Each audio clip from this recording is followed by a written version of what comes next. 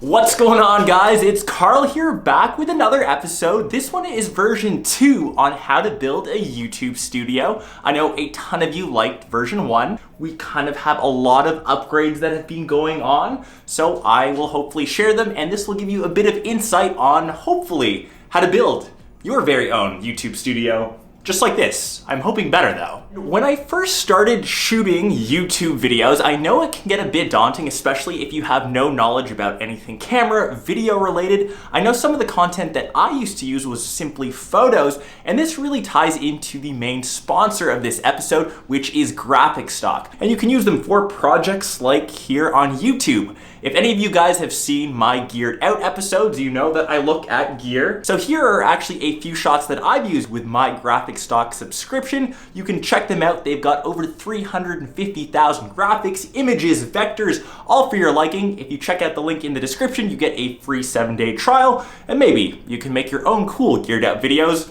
YouTube videos, whatever you want with that subscription. So the most important thing about a YouTube studio, I think the set kind of lives over on that side, is the area which is behind the set. That's where your gear, your camera will sit. You can have a basic tripod like this. This little slider is from Rhino, and obviously it isn't exactly the cheapest thing, but you upgrade to it eventually. I actually started off with this simple tripod here. This cost $100. It's actually my travel tripod now from Benro. This can fit in my knapsack, and it should support any studio budget, any YouTube creator if you're trying to make some basic videos. And once you slowly start to upgrade your gear game, you can get cool slider stuff like this. The slider can pivot and slide around, and you can get nice panning shots, making things a bit more cinematic for your YouTube vids. So once again, for camera gear, you don't have to be too intimidated. I actually started out using a point and shoot. If I could recommend one, this is the RX100 Mark IV. I then upgraded to the mirrorless A6300. We're now all the way over on the A7R2 with Nick, who's controlling the gimbal. Hey! If you do end up grabbing a Sony cam, one thing that I will say, it doesn't have a flip out screen. So you might need something like this, a little external display. This one is from Small HD. This usually attaches via micro HDMI to the end of the camera, and we can kind of see, once I'm sitting there in the studio, what I'm kind of looking at. That usually makes sense. So just as important as the video quality is, of course, the sound. And I think when you're starting out, you can have maybe not something as crazy as this. We've got this specific setup with a boom mic, which goes into a little audio recorder, goes to the computer. That's a bit too complex. If I can show you guys. So Nick is actually kind of recording now with just a handheld setup here. We've got the A7R2 with just a Rode Video Micro, which is on top. And I think that option is way more mobile, way more versatile. And for 95% of my videos, I record with this setup, which just proves how good it is. That mic is only $60. 600. 60? 600. So price here isn't always the best option to go for. And maybe just as important as the audio recorder, these have helped out a ton. These are soundproof panels. I've kind of placed these on drywall pieces. This has helped a ton with echo. When I didn't have these, you could hear my voice bouncing off the walls. Anything you have in your studio should help with sound reverberations, vibrations.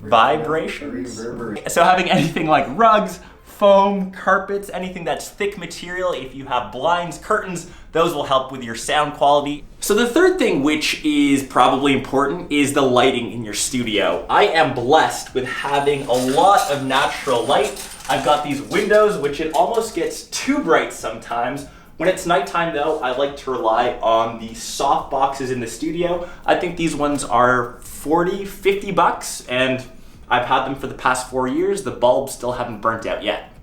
And another thing for the light fixtures up above, I actually went for an LED square panel. I found that was way better than the track lights which I had before. I found that those were too bright and were shining specifically on one area. This one's a bit more uniform, brighter, and gives more even lighting across the studio space.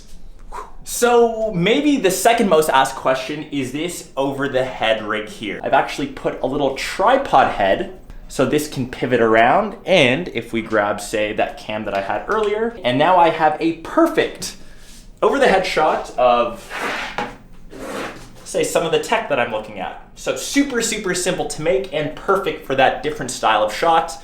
Casey Neistat, any of you fans, this thing works perfectly. So we're now getting to the area which is the set. And once again, this is super subjective. As I'm into tech, I went for Team Overkill. I have 3 monitors back to back. Not necessarily something that I recommend, but something that kind of fits my theme. I think it looks pretty dope, to tell you the truth. It is definitely a ton of money, and I'm not recommending that everyone go grab 3 ultra-wide displays, but it does fit my tech setup, and I do all of the editing behind me. Essentially what I'm trying to say is I prefer a place where I can edit video, and if I've missed something, I can swing over there. So I can sit in my chair, go away on my mad edits, and if I've missed anything, I can swing over here, re-record some video, and if I even want, that guy's down. Once again, Team Overkill here, swinging over to the second studio bay where I originally did most of my editing before I had this area. So I think that will wrap up this, not really studio tour, more on how I built this entire studio for YouTube. I didn't go into too much detail about the tech that I had, as I have full studio tours for that. So make sure you check those out. Those will be listed in the description box. I will catch the rest of you, of course, in one of my next episodes or one of my vlogs. And remember, you don't need video to start. You can use some simple graphics. Shoutouts to Graphic Stock once again. Info in the description box. Peace.